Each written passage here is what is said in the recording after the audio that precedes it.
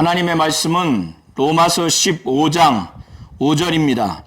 이제 인내와 위로의 하나님이 너희로 그리스도 예수를 본받아 서로 뜻이 같게 하여 주사. 아멘. 하나님은 예수를 본받기를 원하시는 분이십니다. 사도 바울은 믿음이 강한 이방인 출신 그리스도인과 또 믿음이 약한 유대인 출신 그리스도인이 로마 교회 안에 같이 신앙생활을 하고 있는 상황에서 믿음이 강한 이방인 출신 그리스도인들이 믿음이 약한 유대인 출신 그리스도인들을 향해서 그들을 향해서 경멸합니다. 무시하고 멸시해요.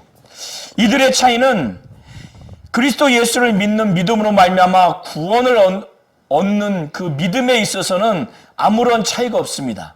다만 복음을 알고 진리를 아는 그 양과 질의 차이가 있음으로 인해서 유대인 출신 그리스도인들은 그들이 유대 민족들과 오랜 기간 동안 같이 살아왔잖아요.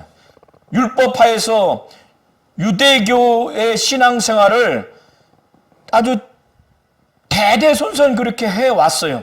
그러다 보니까 유대인들의 전통과 문화와 그 관습이 있는 겁니다. 이것이 예수를 믿는 믿음으로 말미암아 구원을 받았고 복음도 알고 진리를 알지만 바울을 포함한 믿음이 강한 이 신자들만큼 복음과 진리를 양과 질에 있어서 동일하게 또 확실하게 알지 못하다 보니까 그들이 유대 민족으로서 유대교 밑에서 신앙생활하면서 그동안 기간 동안 긴 세월 동안 그들이 영향받았던 그 유대 민족 하에서 유대교 그 종교 하에서 관습과 문화와 또 여러 가지 전통들 이것을 하루아침에 벗을 수 없다 보니까 안식일과 관련된 또 그 외에도 절기를 지켜야 된다고 하는 그들의 신앙의 소신이 있었던 거예요. 그리고 부정한 음식은 먹으면 안 된다라고 하는, 그리고 어느 날은 경히 여기고 어느 날은 좀 더 중하게 여기는 이런 양심의 확신, 그들의 그 신앙 차원에서 하나님을 위하는 중심을 가지면서 그런 결정을 한 바가 있습니다.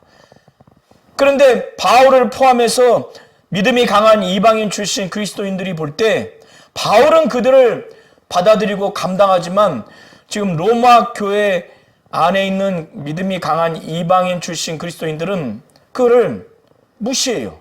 경멸합니다.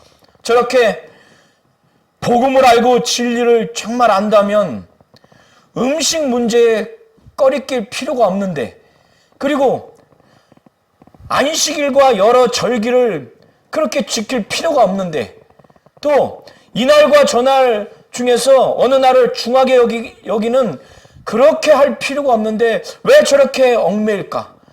왜 음식 문제라든가 또 절기 문제라든가 날을 지키는 문제, 날의 경중에 대해서 왜 저렇게 얽매이고 거기서 벗어나지 못하고 우리처럼 하라고 할 때 왜 이렇게 꺼리낌이 있을까?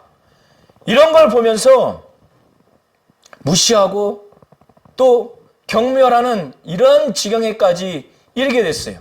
또 반대로 유대인 출신 그리스도인들은 믿음이 약하다 보니까 자기들이 볼 때 저거 먹으면 죄인데, 이들은 왜 율법에서 중하게 여기는 그런 절기를 왜 안 지키지?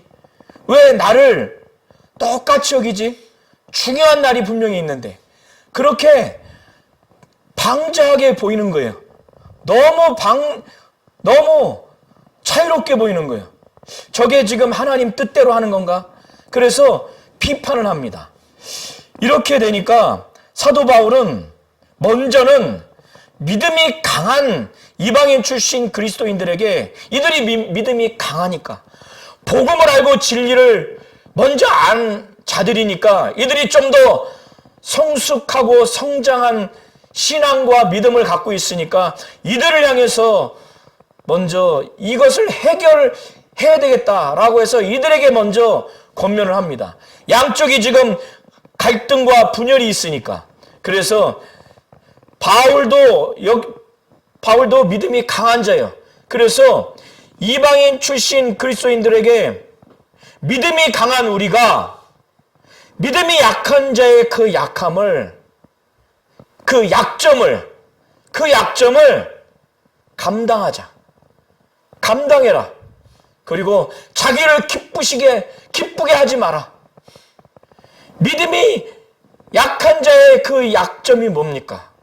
복음과 그 진리를 아는 양과 질이 이방인 출신 그리스도인, 믿음이 강한 자, 바울을 포함한 믿음이 강한 자만큼 복음과 진리를 아는 양과 질에 있어서 차이가 나기 때문에 그것이 절기를 지키는 문제, 나를 중하게 여기는 문제, 음식을 먹는 문제에 있어서 억압이 돼 있는 거예요. 꺼리낌이 있는 거예요. 그걸 자꾸 해도 된다고 했을 때 억압이 되는 겁니다. 그리고 꺼려지는 거예요. 양심의 가책을 느끼게 되고. 이렇게 보니 굉장히 연약해 보이죠. 아주 약한 그 점을 보고 느낄 수가 있어요. 그때 그들과 똑같이 되라는 것이 아니라 그들의 그 모습을 그냥 평생 그냥 그렇게 살으라고 그런 차원에서 하라고 하는 것이 아니라 그들이 언젠가는 믿음이 강해질 텐데 지금은 그들의 그것을 정죄하거나 무시하지 말고 그걸 받아주라는 거예요. 수용하라는 거예요. 그걸 관용하라는 거예요. 그걸 받아주고 수용하고 용납해 주라는 거예요. 나중에는 믿음이 자랄 수 있으니까. 복음과 진리를 아는 양과 질이 나중엔 커질 수가 있기 때문에 지금은 그 믿음이 약한 자의 약점을 마땅히 그것을 담당하라는 거예요. 그리고 믿음이 강한 자들은 자기가 복음과 진리를 아는 양과 질이 많으니까 그 아는 대로 정말 자유하니까 믿음이 약한 유대인 출신 그리스도인들이 보는 앞에서도 그걸 듣는 중에도 그들이 마음에 꺼리고 억압당하고 마음에 상처가 될 일들을 거침없이 자기들은 자유하니까 복음을 알고 진리를 아는 양과 질이 넓고 깊고 확실하니까 제사 신전에서 이방 신에게 제사에서 쓰였던 그 고기와 포도주를 먹고 막 마시는 그런 자유로운 행동, 그리고 기타 여러 가지 것들을 자유롭게 하게 되면 자기 자신들은 기쁘죠. 먹고 마시고 거리낄 게 없으니까. 그러나 이렇게 하지 말라는 거예요. 자기를 기쁘게 하지 말라는 거예요. 믿음이 강한 우리 각 사람이 자기를 기쁘게 하지 말고 이웃을 기쁘게 하라는 거예요. 이웃을 기쁘게 하라는 것은 나는 복음과 진리의 그 내용을 넓게 깊게 알아서 고기와 포도주를 먹는 문제도, 또 절기를 지키는 문제도, 나를 중히 여기고 경히 여기는 문제도 꺼리낌이 없이 자유롭게 결정해서 행동할 수 있지만은 믿음이 연약한 유대인 출신들이 마음에 상처를 받고 억압당하고 마음에 걸리는 그들의 믿음의 연약함 때문에 갖고 있는 약점이 있으니 그들을 좀 기쁘게 할 수 있도록 믿음이 강한 자들이 갖고 있는 이 자유를 그들이 보고 듣는 데 있어서는 보거나 들리지 않도록 그 자유를 제한하거나 그 자유를 좀 유보하는 그런 자세를 취해서 믿음이 약한 그 이웃을 기쁘게 하라는 겁니다. 기쁘게 하되 그 기쁘게 하는 목적이 무엇이냐면 그 연약한 그 믿음이 연약한 이웃인 유대인 출신 그리스도인들에게 선을 이루고 영적인 유익을 그들에게 끼치고 또 덕을 세우도록 그렇게 하라는 거예요. 그렇게 자유를 제한하고 자유를 유보하면서 그들이 비판하고 또 정죄하고 또 마음에 꺼리끼고 억압하고 마음에 상처될 만한 것들을 이방인 출신 그리스도인들이 그걸 하지 않는 조심스러운 행동을 하면 그들이 기쁨을 얻는다는 거예요. 이웃을 기쁘게 하되 그렇게 기쁘게 하는 목적이 그들 가운데 선을 이루게 하기 위해서, 덕을 세우게 하기 위해서 이런 거예요. 여기서의 선은 도덕적인 선을 말하는 게 아닙니다. 그들의 영혼이 유익되게 하기 위한 것을 선이라고 표현하는 거예요. 그들이 더 영적으로 세워지도록 하는 것, 그것이 덕입니다.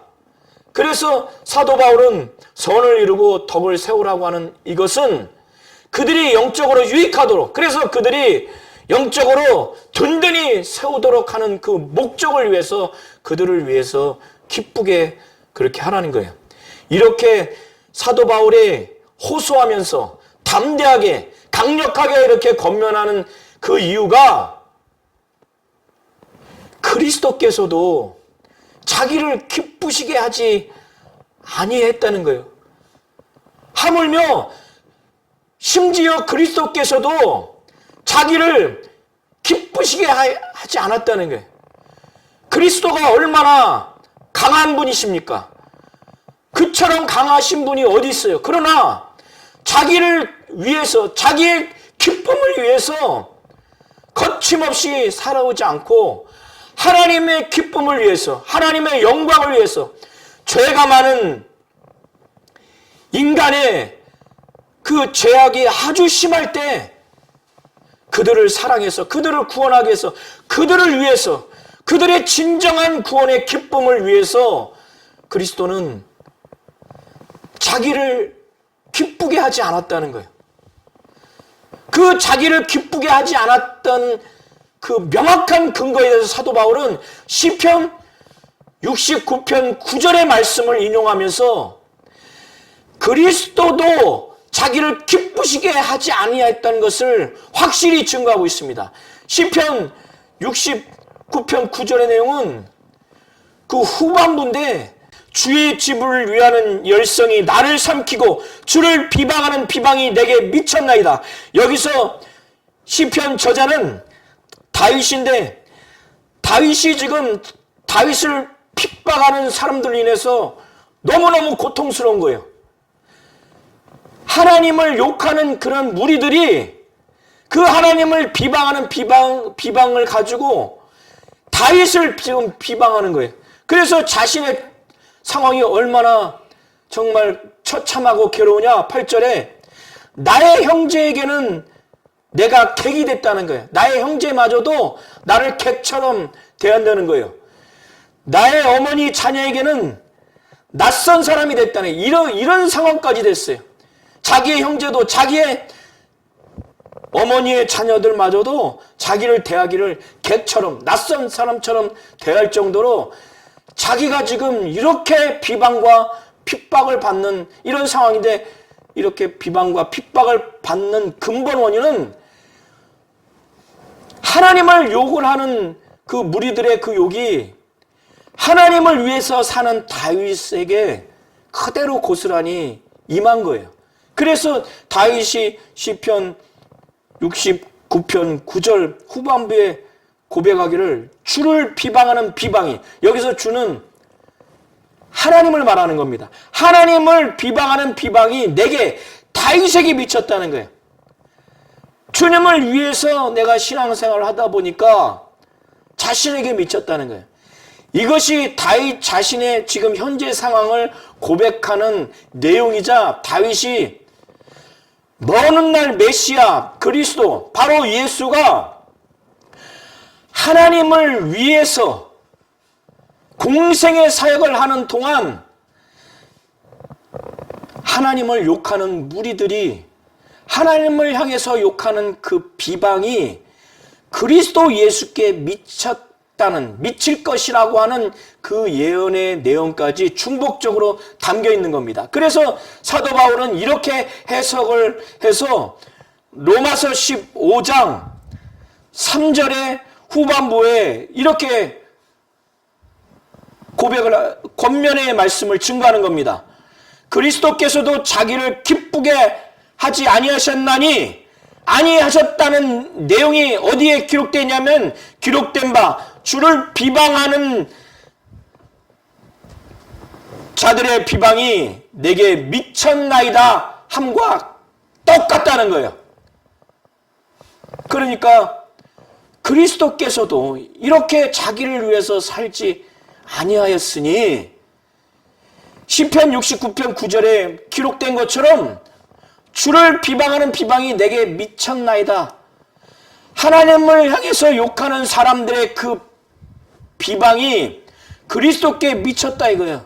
하나님을 위해서, 그리스도는 하나님의 기쁨을 위해서, 또 죄인인 인간들의 그 기쁨을 위해서 지금 여전히 죄 많은 인간들, 돌이킬 기미가 없는 인간들, 예수 자신을 위해서 핍박하고 저주하고 뺨을 치고 침 뱉고 십자가에 못 박은 것까지 하는 인간들을 향해서, 인간들을 위해서, 그들의 기쁨을 위해서 그리스도는 그렇게 했는데, 그리스도마저도 이렇게 했는데 믿음이 강한 너희가 교회 안에서 유대인 출신의 그리스도인들의 약함을 위해서 그거 정도 해야 되지 않겠느냐? 이렇게 사도 바울이 하나님의 심정을 갖고 말씀을 기록한 겁니다. 그러면서 사도 바울은 무엇이든지 전에 기록된 바는 우리의 교훈을 위함이라고 말씀하는 거예요. 앞에 시편 69편 9절이 그 말씀을 너희가 다시 읽고 그걸 묵상하고 그걸 통해서 이 말씀이 예수 그리스도께서 하나님의 기쁨을 위해서, 하나님의 영광을 위해서, 죄인인 인간의 기쁨을 위해서, 그들의 구원을 위해서 그가 하나님을 향해서 욕하는 자들의 그 하나님을 향한 비방을 자기가 대신 받은 그 고초와 고난 받은 것을 너희가 성경을 자세히 보고 깨달으면은 너희가 정말 인내할 수 있지 않겠느냐? 너희가 하나님의 위로를 받을 수 있지 않겠느냐? 그렇게 함으로 인해서 하나님의 뜻대로 신앙생활하며 그리스도가 부활 후에 받을 영광을 바라보며 창세전에 아버지와 함께 누렸던 그 영화를 보좌 우편에서 그 영광을 다시 누리고자 하는, 그 부활 후의 영광을 갖고자 하는 그 소망을 갖고 이 땅에서 공생의 사역을 했죠. 그 소망을 가지고. 그것처럼 무엇이든지 전에 기록된 바는 우리의 교훈, 우리의 가르침을 위해서 기록된 거라는 겁니다. 여기서 무엇이든지 전에 기록된 바라고 하는 이것은 구약 성경을 말하는 겁니다. 구약 성경이 이 당시에 로마 교회 교인들과 사도 바울을 포함한 또 믿음이 강한 자든 연약한 자든 우리의 교훈을 위해서 기록됐다는 거예요. 우리의 교훈이라면 우리를 가르쳐 주시기 위해서 기록됐다는 거예요. 그 가르침은 뭐냐? 우리에게 소망을 준다는 거예요. 우리 성도님들이 이 바울이 지금 권면하는 하나님의 말씀을 잘 받으시기 바랍니다. 구약 성경이 신앙생활하는 자들에게 있어서 가르침을 주는 그 말씀이라는 거예요. 소망을 주는 말씀. 부활에 대한 소망뿐만 아니라 우리가 하나님의 뜻대로 살아가는 데 있어서 하나님이 인도하시기까지의 그 결과로서의 그 소망, 이런 모든 소망을 이 구약 성경이 준다는 거예요. 우리는 더 나아가서 디모데 후서 3장 16절에 보면 모든 성경은 하나님의 감동으로 되어 있다고 그랬어요. 디모데후서 3장 16절에 모든 성경은 하나님의 감동으로 된 것으로 교훈과 책망과 바르게 함과 의로 교육하기에 유익하다는 거예요. 모든 성경은 하나님의 감동으로 되었다는 겁니다. 우리 성도님들이 신약과 구약 이 성경이 하나님의 감동으로 된 하나님의 말씀으로 믿으시기 바랍니다. 그래서 이 성경은 하나님의 감동으로 됐기 때문에 하나님의 말씀입니다. 이 성경, 바로 하나님의 감동, 성령의 감동으로 된 하나님의 말씀은 신앙생활하는 자들에게 하나님의 뜻대로 책망하고 그들에게 교훈을 주고 바르게 하고 의로 교육하기에 유익하다는 겁니다. 사도 바울이 그리스도를 본받으면서 신앙생활을 하라고 하는 강한 믿음이 있는 이방인 출신 그리스도인들이 그렇게 신앙생활을 하다 보면은 정말 답답하고 힘들고 외롭고 견딜 수 없을 만큼 화가 나고 낙심하고 좌절하는 여러 가지 고난과 어려움과 애매함과 그런 답답함, 중상모략 등 여러 가지 많은 것들이 있지 않겠습니까? 그러나 하나님의 감동으로 되어진 말씀인 성경을 정말 그때마다 읽고 하나님의 그 감동을 받아서 쓰여진 하나님의 말씀으로 구약 성경을 정말 이들이 읽는다면 그 안에서 하나님의 말씀을 정말 잘 보고 듣고 감동을 받게 되다면 보면은 그 과정에서 이 말씀을 통해서 인내하라고 하는 것을 정말 그 하나님의 뜻을 받을 수 있다는 거예요. 하나님의 말씀을 받을 수 있다는 거예요. 그리고 하나님의 위로를 받을 수 있다는 겁니다. 하나님이 위로해 주시는 말씀을 받을 수 있다는 거예요. 그래서 이렇게 어려울 때 하나님의 위로와 하나님의 위로가 되는 말씀, 또 하나님이 인내하라고 하는 말씀, 하나님이 인내하게 하시는 그 인내를 말씀을 보고 듣는 가운데 받게 되면 정말 소망을 끝까지 부여잡을 수가 있게 된다는 겁니다. 사도 바울은 오늘 4절을 통해서 그것을 말하고 있어요. 구약 성경이든 신약 성경이든 하나님의 감동, 성령의 감동으로 쓰여진 하나님의 말씀으로 알고 간절한 마음으로 이 말씀을 읽고 듣는다면은 정말 우리 성도님들 어떠한 신앙생활에 어려움과 고난과 환난과 핍박과 중상모략이 있다 할지라도 로마 교회 안에 믿음이 강한 자들이 사도 바울의 권면처럼 자기를 기쁘게 하지 아니하고 믿음이 연약한 유대인 출신 그리스도인들 그 이웃을 기쁘게 하기 위해서 그리스도를 본받아서 그렇게 신앙생활을 하는 가정에서 믿음이 연약한 자의 약점을 담당하고 그들에게 선을 이루고 덕을 세우는 과정에서 때로는 화도 나고 분노도 나고 또 중상모략도 당하고 또 애매하게 욕도 당하고 그 외에도 여러 가지가 있지 않겠습니까? 그때마다 구약 성경을 읽으면 하나님의 말씀에 감동을 받으면 하나님의 말씀에는 하나님의 뜻이 담겨 있습니다. 하나님의 계획이 담겨 있고 하나님의 의지가 담겨 있고 하나님의 분노하심과 슬퍼하심과 그의 기뻐하심과 즐거워하심이 거기에 그대로 담겨 있기 때문에 그 말씀을 성령의 감동으로 하나님의 말씀으로 받아들이면 뜻이 임하고 계획이 임하고 그의 의지가 임하고 그의 감정이 임하기 때문에 때로는 위로를 받게 되고 때로는 인내하게 되는 것입니다. 저와 우리 모든 성도님들도 성경이 우리에게 이와 같은 하나님의 위로,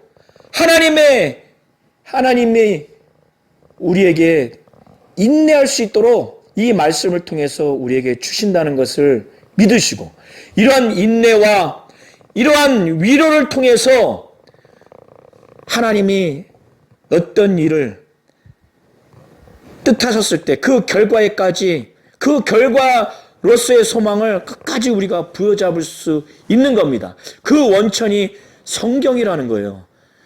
성경은 하나님의 말씀이라는 거예요.